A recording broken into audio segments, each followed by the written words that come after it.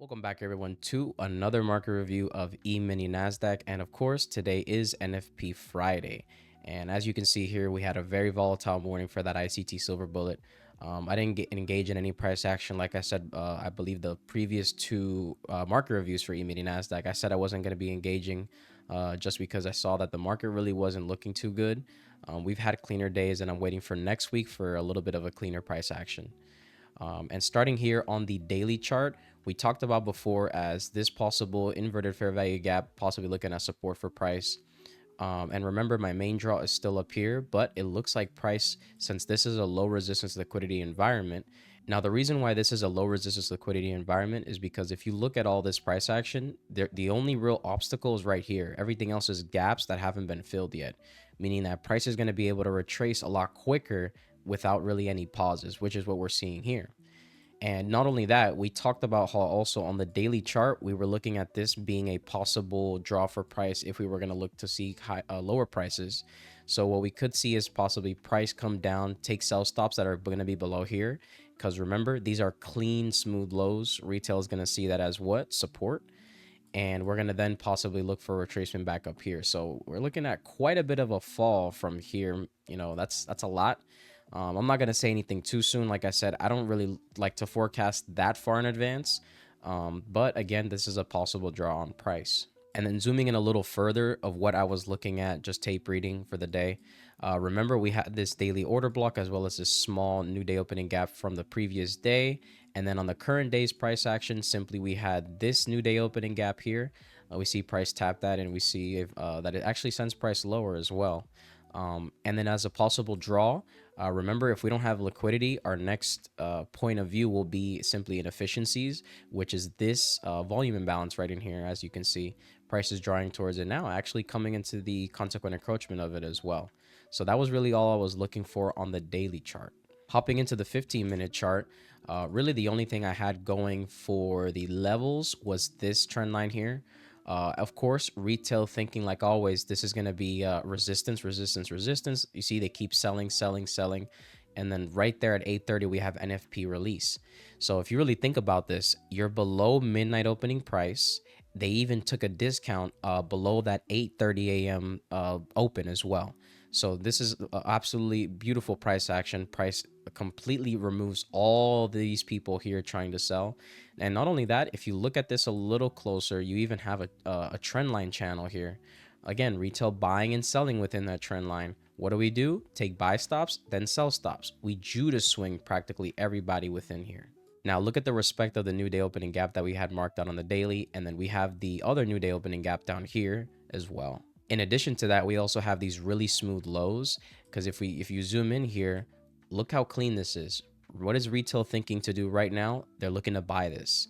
And if you combine that with the buy stops that are here, price going up, taking that really deep premium for the day, I mean, it speaks for itself if you really think about it that way. All right, now hopping into the 1-minute chart to see what we saw a little closer. Remember, like I said before, my model isn't anywhere here. We're taking liquidity on a contrary side, and I'm also going to talk about DXY in a second as to why you had to be really careful engaging in today's price action. But off the jump right away, like I said, we have this 15-minute larger liquidity pool that price is targeting. And not only that, before the session, look at these clean lows. Price makes the low, makes those equal lows, right? Just before, and then it goes for the NFP release. And then we take out clean highs, like I said before. Above clean highs are going to be what? Buy stops. Retail's thinking to sell this. And once again, you also have another retail bullish pattern, as they say.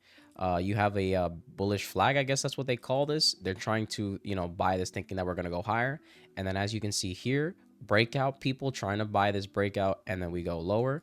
Not only that, people trying to sell this trend line as well. We take buy stops, and then we go lower, taking these sell stops here. And then looking at this a little closer as well, fair value gap here with displacement, we come up into it, we violated a little bit, but you also had the respect of the new day opening gap that we marked out. And not only that, but this is also going to be an order block, as we can see here. Let me mark that out so you guys can see it.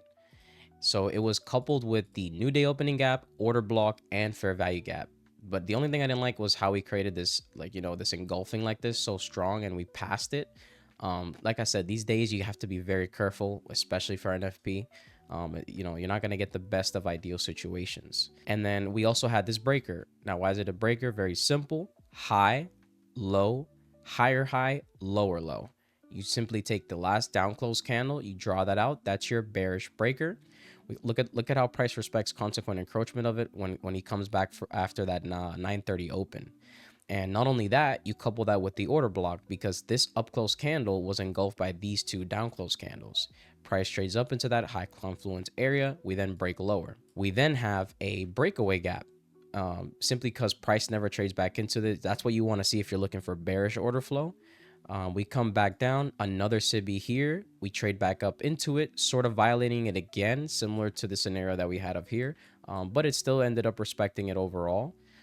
We also have to note that macro is also incoming here. Macro starts right here on this candle. So that's really important to note. And then we trade lower. Don't forget that these lows down here are the 15-minute drawn liquidity that we had. We have an order block, price taps it, equal lows in here too. If you draw this out, these are really clean lows. Retail is doing what? Once again, they're trying to think of this as a possible support area. Trade up into the order block, displace again. Look at the size of this SIBI. We sort of a little bit of wonky here going into the ICT silver bullet session. I marked that 10 a.m. opening price. We're above it. Price takes liquidity here, and then we finally begin to trade away from that fair value gap. Then we come back up. So it's a weird consolidation that happens in here. So it's a little bit choppy. You might have got chopped around in this price action. But again, price just continues to repeat over and over. It takes liquidity again. So it took it once here, took it twice here, tapping into this order block. And then we begin to trade lower once more. Two massive breakaway gaps in here. And then we also have order block here, and then another breakaway gap. And then we finally reach that final target, which was the new day opening gap volume imbalance that we talked about earlier. So zooming out, as you can see, like I said, it was if this happened during the 10 a.m. session, if we move this just a little more, maybe like 30 minutes after, it would have been a very, very clean setup. You had the clean lows, smooth lows, price taking liquidity. We come down, really nice displacements. But like I said, it's NFP Friday. You have to be careful. And you had a little bit of, it wasn't as clean as price usually does on most days. And something else to note is that price is already so low. So you're chasing price already moved over a percentage. You're trying to chase all this price action lower. You have to be, willing to have a bigger stop loss. So it's better to not even have FOMO and chase that, going into the day. And heading over to DXY to show you guys what I was looking for. We talked about how yesterday we wanted to see possibly this inverted fair value gap act as support. And as we can see here, price is still looking at it as support. We're seeing the bodies respect that. The wick damage has been made, but the bodies are still respecting that. And as we can see now, price taps into this order block here. I drew out the consequent encroachment of it. But I am leaning a little bit more bearish on dollar just because now we have practically quadruple equal lows. Everyone here is trying to buy. You're seeing a lot of retail people buying here. So really the question going forward will now be, does it want to take liquidity one more time, making like a rising 3 pattern? Or are we just looking to fake people trying to buy this order block and then we head lower? So hopping into the 1 minute to really analyze what happened today, I always say that you never want to see, DXY following NASDAQ. You want it to see it as a divergence, not a confluence. So as we can see here, we drop lower, tapping into the consequent encroachment of that daily order block, and then we trade up. We're above midnight open. But then in this case, you'd be saying to yourself, okay, if dollar is going to look to, this was possibly just a buy stop hunt, and then we're going to look lower. So if dollar takes buy stops here, you're looking at this, you're saying, okay, we're above midnight open, we're above 10 a.m. open, we've taken buy stops. We're looking for longs on NASDAQ, which is what I was looking for personally during that tape reading session today. But as we can see here, DXY goes lower, but NASDAQ also goes lower as well. So you don't like to see these kind of movements when they're both moving in the same direction. That confluence isn't going to really pose well and not provide for a high probability setup. But again, the day did show itself. It did move lower. But, I'd rather not chase it. I know there's going to be cleaner price action anyways next week. So it's just better to be patient. All in all, it was the classic NFP day, as they always say. Very volatile, very interesting. So yeah, that was the review for today, guys. I hope you guys enjoyed today's review, and I'll catch you guys in the next review. Peace.